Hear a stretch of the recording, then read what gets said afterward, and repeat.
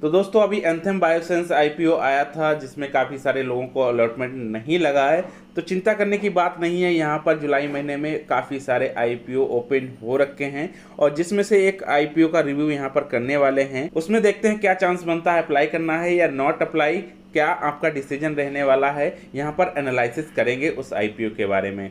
तो वो आईपीओ क्या है, उसकी डिटेल्स और उसके सारे फाइनेंशियल फंडामेंटल के बारे में जान लेते हैं। तो वो आईपीओ है इंडिक्यूब स्पेस आईपीओ। जी हाँ दोस्तों, इस आईपीओ के बारे में फुल रिव्यू करने वाले हैं। इंडिक्यूब स्पेस आईपीओ, इसमें आपको बाय करना है या नॉट बाय, आपका डिसीजन क्या रहने वाला है। इस एनालिसिस वीडियो को देखने के बाद आपको सारी चीज़ें समझ में आ जाएंगी, क्योंकि यहाँ पर full review, full data review करने वाले हैं। इसकी जीएमपी कितने परसेंट चल रही है, क्या ट्रेंड करेगी, इसका फाइनेंशियल डाटा क्या रहने वाला है, सब्सक्रिप्शन रेट क्या है और एक्सपर्ट क्या कह रहे हैं इस आईपीओ के बारे में, सब कुछ यहाँ पर एनालाइज करेंगे।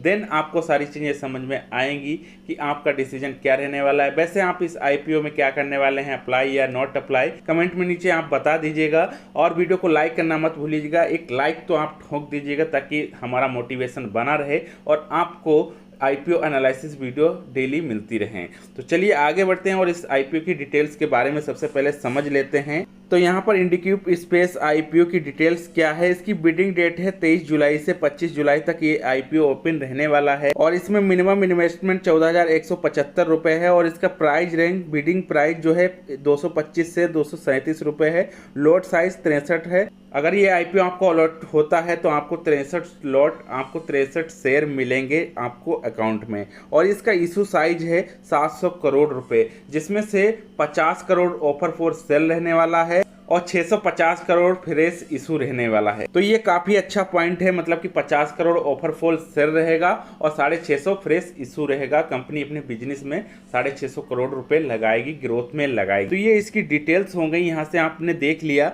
अब आगे जान लेते हैं कि ये कंपनी करती क्या है, इसका बिजनेस स्ट्रक्चर क्या है, कंपनी के बारे में जान लेते हैं। तो यहाँ से आप सबसे पहले अबाउट कंपनी के बारे में जान लीजिए। ये कंपनी फाउंडेड हुई थी 2015 में, करीब इसे 10 साल हो गए वर्क करते हुए, 10 साल का एक्सपीरियंस हो गया है कंपनी के पास। तो कंपनी करती क्या है, आप इसको यहाँ से पढ़ भी सकते हैं, मैं आपको शॉर्ट में बता देता हूँ। ये जो इंडिक्यूब स्पेस कंपनी है, ये मैनेज करती है वर्क स्पेस सोल्यूशन। जैसे कि किसी कंपनी को कोई वर्क स्पेस चाहिए, आईटी सोल्यूशन या कोई ऑफिस चाहिए टेक से रिलेटेड, तो वो क्या है कि वो अपने काम में बिजी है, अपनी कंपनी को ग्रो करने में बिजी है, लेकिन उसे अपने एम्प्लॉयज़ के लिए या अपने सेक्टर के लिए कोई स्पेस ऑफिस चाहिए, तो इस कंपनी से वो कांटेक्ट करते हैं और इसको ऑर्डर दे देते हैं। तो ये वर्क स्पेस प्रोवाइड कराती है, ये उनसे डील कर लेगी अदर कंपनी से और फिर अपना काम करना चालू करेगी, तो उनको वर्क स्पेस प्रोवाइड कराएगी दूसरी कंपनियों को। तो ये इसका मेन बिजनेस है, मेन काम है। यहाँ से आप देख सकते हैं Indiqube space is manage workplace solution company offering technology driven and sustainable workplace environment. एक मतलब अच्छा sustainable workspace, workplace provide करती है। जो भी ऑर्डर इसको मिलते हैं, जो भी कंपनी इससे कांटेक्ट करती है, तो ये इसका मेन काम हो गया। यहाँ से आप और भी सारी चीज़ें पढ़ सकते हैं इस कंपनी के बारे में। तो मैंने यहाँ पर शॉर्ट में आपको बता दिया है, सारी चीज़ें समझ में आ गई होंगी कि कंपनी का काम क्या है, बिजनेस क्या है। अब आगे बढ़ते हैं कि ये जो आईपीओ कंपनी लेकर आई है, इसमें सब्सक्रिप्शन रेट क्या चल रहा है और इसकी जीएमपी क्या है, और फिर बाद में इसके फाइनेंशियल डाटा को एनालिसिस करेंगे ताकि आपको सारी चीज़ें समझ में आएँ। तो यहाँ से आप सबसे पहले ये सब्सक्रिप्शन रेट के बारे में जान लेते हैं। तो क्या सब्सक्रिप्शन रेट है, क्वालिफाइड इंस्टीट्यूशनल वायर हैं 0.06 टाइम्स, नॉन इंडिविजुअल इन्वेस्टर हैं 0.75x टाइम, इंडिविजुअल इन्वेस्टर हैं 3.20x टाइम, एम्प्लॉइज इन्वेस्टर हैं 2.66x टाइम, टोटल इसमें इन्वेस्टर हैं 0.84x टाइम। तो ये इसका टोटल सब्सक्रिप्शन यहाँ पर अभी के टाइम पर चल रहा है। और रिटेल इंडिविजुअल इन्वेस्टर की बात करें तो 3.28x टाइम के आसपास इसका सब्सक्रिप्शन चल रहा है। क्या इसके पॉइंट हैं, इसमें जो इंटरेस्ट लोग दिखा रहे हैं, आगे इसके जीएमपी और फाइनेंशियल डाटा से एनालिसिस करते हैं। Indiqube space day by day IPO GMP क्या ट्रेंड कर रही है, यहाँ से आप देख सकते हैं। 21/7/2025 को इसकी जीएमपी 32 रुपये थी, मतलब कि 13% के आसपास ट्रेंड कर रही थी।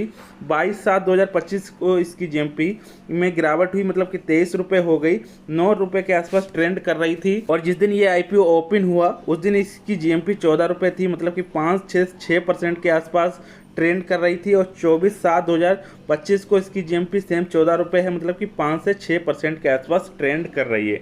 तो जीएमपी में अभी ज़्यादा बढ़ोतरी नहीं है, 5% के आसपास ये ग्रे मार्केट प्राइस दिखा रहा है यहाँ से। लेकिन क्या इसमें आईपीओ में ऐसा है कि ये ग्रे मार्केट अच्छा देने वाला है या नहीं देने वाला है, फाइनेंशियल डाटा से देखते हैं फाइनेंशियल डाटा इसका क्या कहने वाला है और उसी से देखेंगे इसके क्या पॉजिटिव पॉइंट है, निगेटिव पॉइंट हैं। तो यहाँ से आप फाइनेंशियल फंडामेंटल देख लीजिए, फाइनेंशियल डाटा क्या कहता है। रेवेन्यू की बात करें तो रेवेन्यू में 2023 में इसकी रेवेन्यू 579 करोड़ रुपए के आसपास थी, 2024 में इसकी रेवेन्यू 830 करोड़ रुपए के आसपास थी, 2025 में इसकी रेवेन्यू 1059 करोड़ रुपए के आसपास थी। तो रेवेन्यू की बात करें, ये कंपनी रेवेन्यू जनरेट करती है, ये जो वर्क करती है, बिजनेस करती है, उसमें इसकी रेवेन्यू होती है, मतलब कि ठीक ठाक रेवेन्यू ट्रेंड बना हुआ है, हर साल रेवेन्यू जनरेट करती है। लेकिन प्रॉफिट की बात करें तो यहाँ पर प्रॉफिट नेगेटिव में क्यों जा रहा है, यहाँ से आप देख सकते हैं फाइनेंशियल फंडामेंटल में इसका प्रॉफिट क्या कहता है। 2023 में इसने 198 करोड़ रुपए का लॉस किया था और 2024 में इसने 341 करोड़ रुपए का लॉस किया था, 2025 में इसने 139 करोड़ रुपए का लॉस किया था। तो ये कंपनी प्रॉफिट में क्यों नहीं है, इस पर भी बात करेंगे, लेकिन उससे पहले इसके एसेट देख लेते हैं, इस कंपनी के एसेट क्या कहते हैं। तो यहाँ से आप फाइनेंशियल डाटा में इसके टोटल एसेट, टोटल संपत्ति की बात करें तो यहाँ पर 2023 में इसकी टोटल संपत्ति 2969 करोड़ रुपए थी, 2024 में इसकी टोटल संपत्ति 3667 करोड़ रुपए थी, 2025 में इसकी टोटल संपत्ति 4685 करोड़ रुपए थी। तो इसके टोटल एसेट, टोटल संपत्ति की बात करें तो इसमें भी ठीक ठाक ट्रेंड बना हुआ है। तो अब ऐसा क्या कारण है कि ये जो कंपनी है प्रॉफिट नहीं जनरेट कर पा रही है। तो प्रॉफिट क्या है, जैसे कि ये कंपनी अपना जिस तरीके से बिजनेस करती है, वर्क प्लेस प्रोवाइड कराना, उसमें क्या है इसका पैसा डेप्ट जो होता है काफ़ी ज़्यादा लगता है। जैसे कि कंपनी रेवेन्यू जनरेट करती है, रेवेन्यू तो जनरेट करती है, लेकिन जो रेवेन्यू जनरेट करती है वो काफ़ी ज़्यादा इसको लगाना पड़ता है वर्क प्लेस स्ट्रक्चर खड़ा करने में, बनाने में और प्रॉपर्टी लेने में, इसमें इसका ज़्यादा मतलब उसमें इन्वेस्ट होता है, तो उसमें इंटरेस्ट पे करना पड़ता है। जब इंटरेस्ट कंपनी ये पे करती है, इसी वजह से ये जो कंपनी है इसका जो प्रॉफिट है वो माइनस में जाता है, मतलब कि ये कंपनी प्रॉफिट में नहीं रहती है, प्रॉफिट नहीं दिखाती है, यही एक कारण है। ये जो आईपीओ है इसमें जो कंपनी 650 करोड़ रुपए ग्रोथ में लगाने वाली है कंपनी, यही एक पॉजिटिव पॉइंट बनता है कि ये आईपीओ थोड़ा लिस्टिंग गेन अच्छा दे सकता है, ये एक पॉइंट बनता है।